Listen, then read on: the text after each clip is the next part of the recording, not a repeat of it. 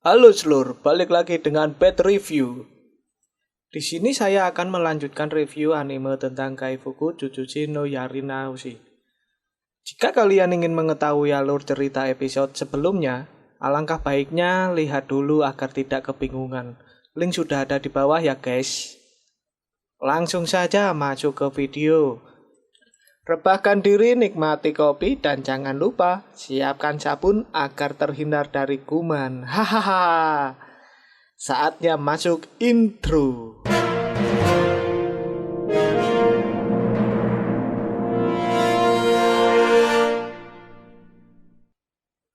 Di awal video terlihat Kearu merasa trauma serta tidak mau lagi menggunakan kekuatan heal karena merasakan rasa sakit dan penderitaan mereka, bahkan kesedihan dan rasa takut yang bisa dilihat dan dirasakan Kearu. Kearu yang sering mengetahui pengetahuan saat memulihkan, merasakan bahwa dirinya bisa hancur dan bisa menjadi gila. Terlihat Flare menghampiri dan menenangkan Kearu, serta meyakinkan Kearu bahwa dirinya memulihkan pendekar pedang Kureha yang bisa menyelamatkan banyak orang. Terlihat Flare yang memanfaatkan Kearu, berusaha untuk meyakinkan lagi untuk menggunakan kekuatannya, meski Kearu merasakan kesakitan. Flare yang masih meyakinkan Kearu pun memuji kekuatannya yang bisa mengembalikan tubuh ke kondisi semula. Tetapi Kearu tetap tidak ingin menggunakan kekuatannya lagi. Flare yang merasa putus asa pun langsung meninggalkan kamar Kearu. Ternyata semua ini hanyalah sebuah rencana Kearu karena pada saat ini semuanya sama seperti kehidupan sebelumnya yang dengan bodohnya percaya kepada Flare.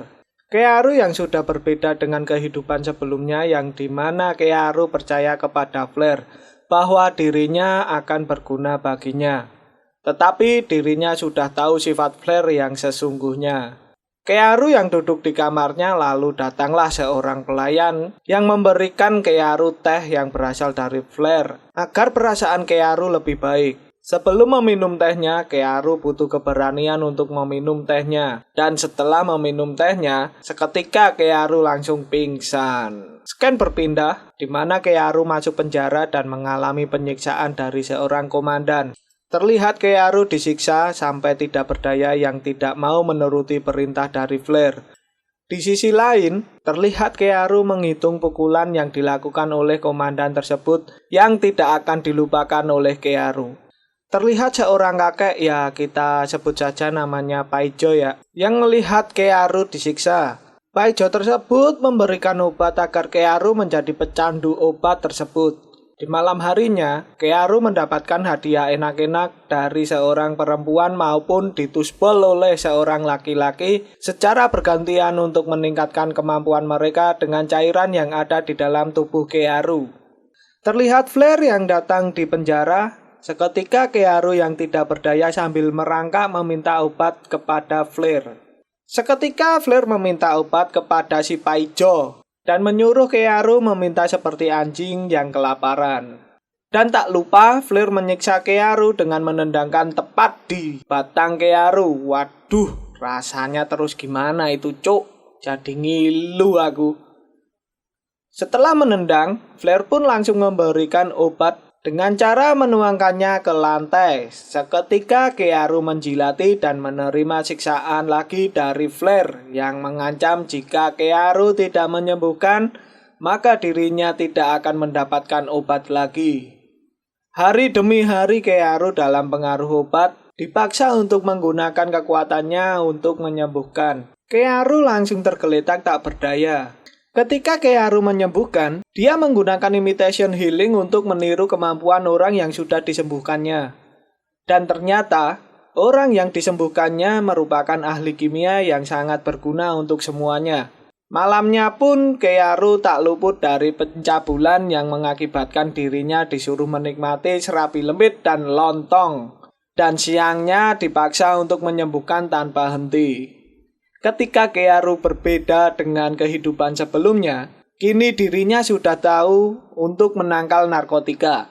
Tetapi dirinya sudah mempersiapkan dengan memakan tanaman yang beracun. Kemampuan Kearu dalam seketika meningkat untuk menangkal obat. 6 bulan berlalu, terlihat Kearu masih disiksa dan diberi obat-obatan.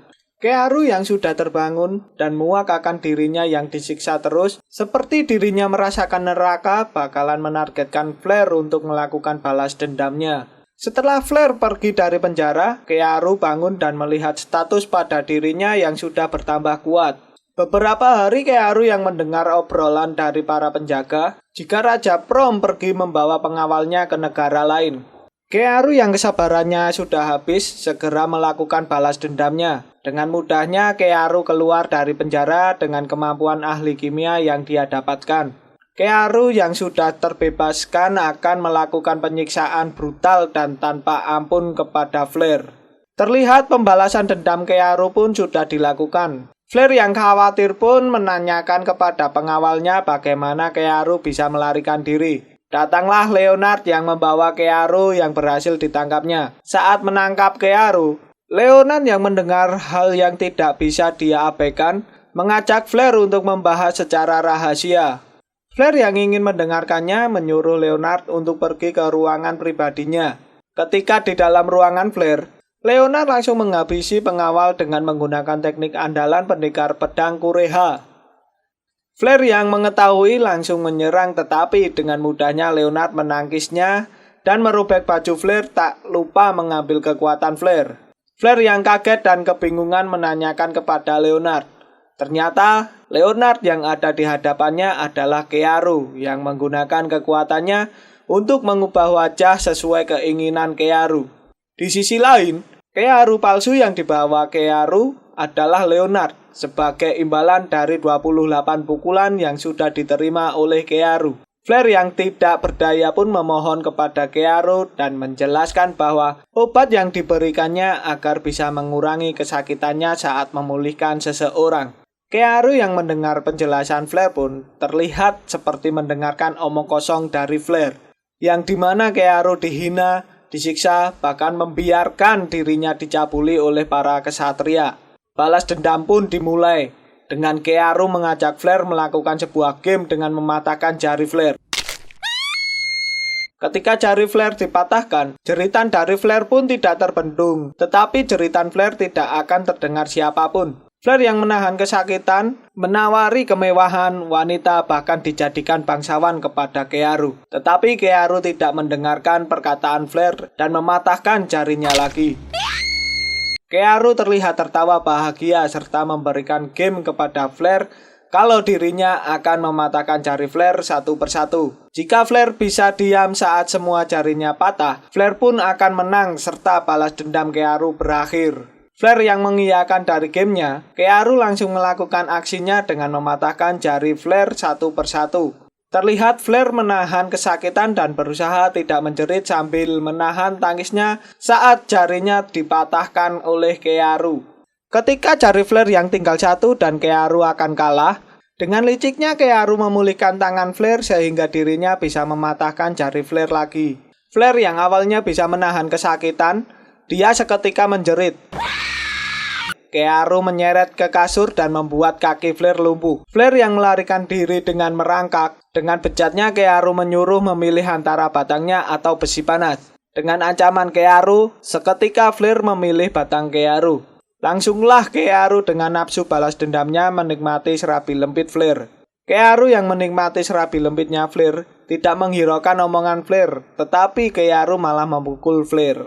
Setelah menikmati serabi lembit Flare, Kearu pun menggunakan kekuatannya untuk menghapus ingatannya Flare. Kearu yang menikmati balas dendamnya pun tertawa dengan bahagia. Kearu yang menggunakan kekacauan di istana dan membawa Flare. Dengan cerdasnya Kearu meninggalkan jasad yang dibuat serupa mirip dengan Flare, serta membuat Komandan Leonard sebagai pelakunya. Terlihat Kearu yang sudah berada di kamar segera merubah mukanya.